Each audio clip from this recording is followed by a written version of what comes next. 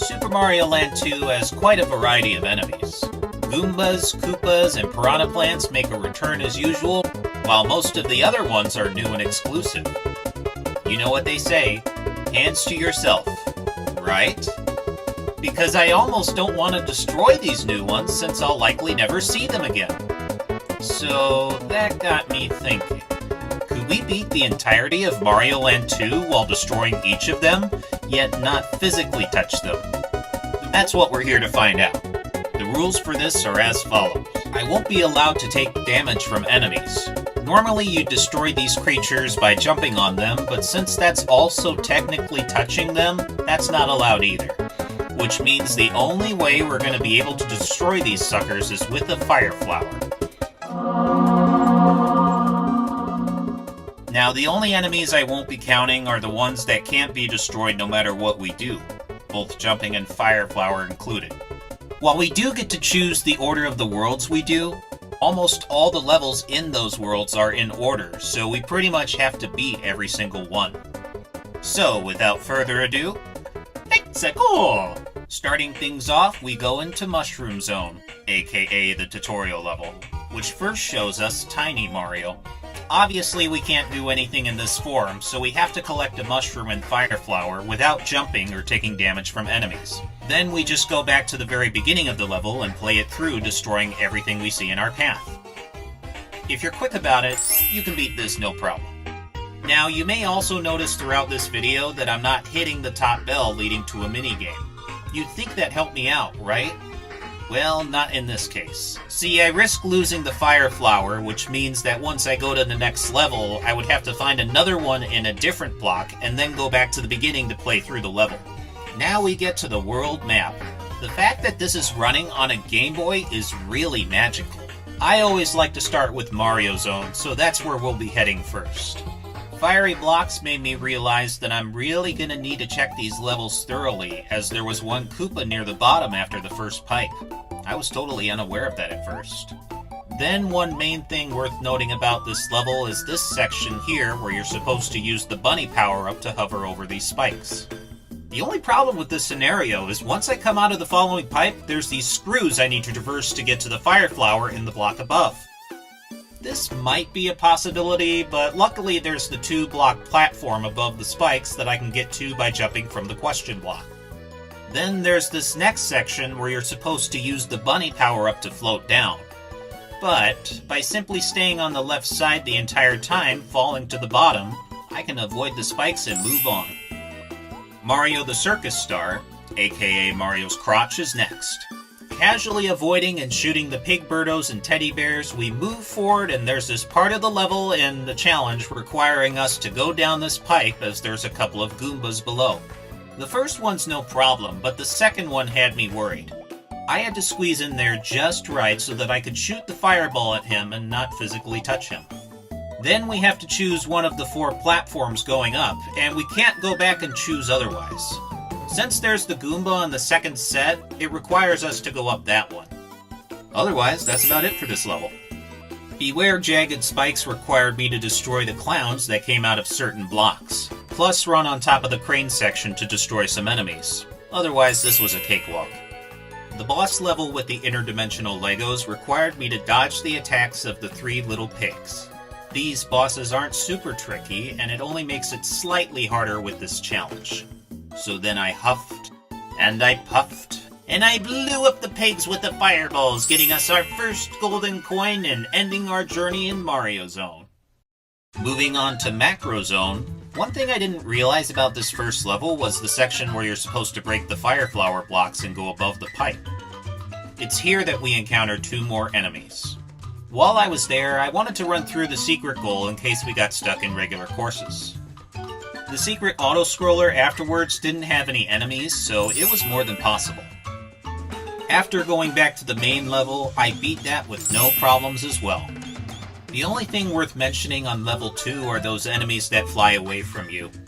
In general, these things are harmless, but to shoot at them, you have to shoot at a distance, otherwise this was easy peasy. Level 3 has that part where you jump from ledge to the goal. While the bunny ears certainly help make it easier to land, we can still make it with some very precise jumps. The mouse boss level has that one enemy who runs away with a heart when it comes out of the box. For some reason, I'm not allowed to destroy it with fireballs, and it only disappears if I catch up to it and receive the heart. Should I even count this as an enemy? I mean, it's more of a nuisance to me than anything, so I'll just let it pass. The boss fight itself wasn't too bad, so now it's on to Turtle Zone. Now, is it just me, or did this first Cheep course inspire Flappy Bird? Let me know your thoughts below in the comments. There are those shark enemies that you can't get with the Fire Flower, but again, it's an enemy I can't get no matter what, so it doesn't count.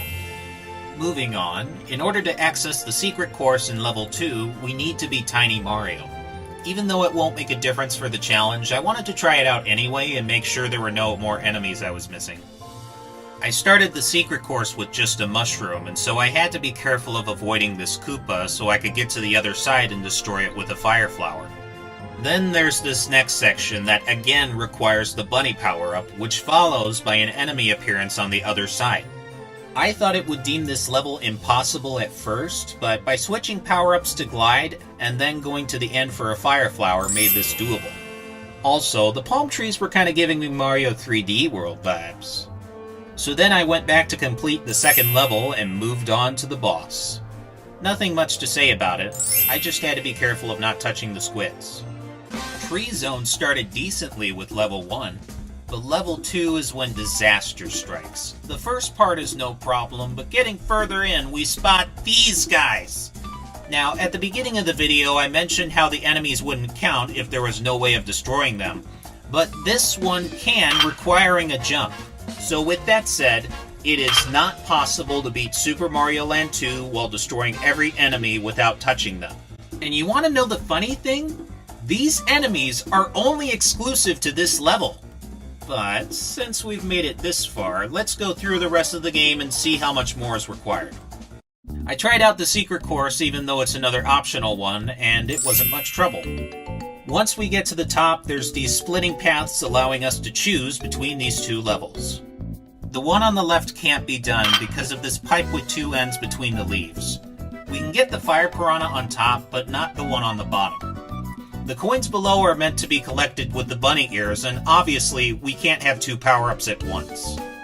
And the right path wasn't much better, as the bees can't be destroyed unless we jump on them. So much for that, I guess.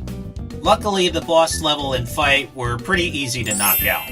With that said though, this zone was the downfall of this challenge, so I don't think I'll be climbing trees anytime soon. And now, we're on to the last two zones, both of which are my favorites by the way. Level 1 Pumpkin Zone had nothing worth mentioning besides this. One level with all enemies destroyed! Ha ha ha ha. Level 2 required me to go both in the water to get the Cheep and on top to get the Cyclops. But it was a walk in the park, so that makes two levels! Ha ha ha. On level 3, I had to go deeper towards the bottom to make sure I got every enemy. And yep, you guessed it. Three levels without touching and destroying every enemy! Ha ha ha ha. Ah, rest in peace, Jerry Nelson. Anyways, after dealing with those famous Fantasia brooms and pulling off the sick fireball movement, I went to the witch. How about a little fire, Mario? How about if I spice your meatballs, wicked witch? Ah! I got fireballed! Fireballed! Oh, my world! Whoever thought a mediocre plumber like you could destroy my beautiful wickedness? Adieu. Parting is such sweet sorrow. Anyways, I went ahead and also played through the two secret courses. The first one is impossible because we're required to use the bunny outfit to jump from these Paragoombas and grab the coins.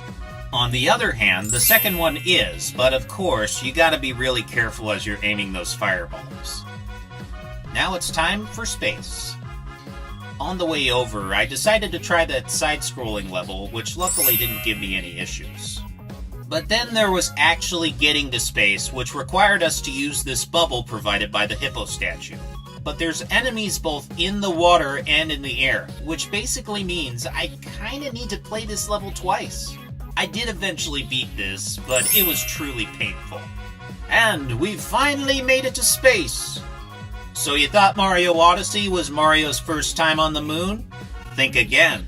The moon stage itself was pretty simple. I just had to get used to this change of gravity. The secret course was also easy, as there were only 3 enemies to get rid of, and that pissed-looking star, which can't be destroyed.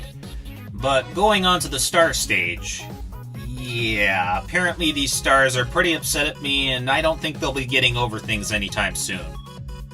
Now, the only enemy I need to worry about in this level are these slug-like creatures. As we pass by, they inflate and deflate quickly, and since this level is an auto-scroller, we have to be quick to throw our fireballs. But once you do accomplish this, you get to reunite with an old foe of yours. Yep, that's right. You thought it was Bowser? Think again. Tatanga from freaking Mario Land 1 returns! And honestly, I don't even think it'd matter if I jump on him, because he's already in a mini spaceship. But either way, I took him down, and now it's time for the final challenge. We need to get through the castle in order to fight Wario. And besides these floating spike balls and piranha plant statues, which by the way aren't living creatures, that's all there is to avoid. Oh, and these floating Wario heads, which... wait. What? Oh, come on! So, yeah, apparently these guys require a jump to the head in order to be destroyed. I actually thought the trees were the only downside to this video, but nope! Apparently not. But then on to the fight with Wario. Yeah, this ain't gonna work with him either. You know, interestingly enough, he uses the power-ups throughout the game against you, with one of them happening to be the Fire Flower. But before getting to that phase, they don't even give you one. The developers already knew I'd be attempting this challenge, and they probably just left the Fire Flower out intentionally. So yeah, thanks a lot, Nintendo. And yeah, this is probably the level that inspired the final boss in Mario 3D World. I just said it. So overall, we played through the entire game, and out of 32 levels, only 5 were not possible. 3 of which in Tree Zone. Yeah, I think I might call my pal the One Slur to go take care of chopping down that tree for me. Or wait, on second thought, there's bees and beehives in there, so you might just want to leave it where it is. Okay, thank you. But with that said, thank you guys so much for watching. Please like this video and subscribe to my channel. And remember, stay safe, stay strong, stay silly. This is Old Fashioned Gamer, signing off.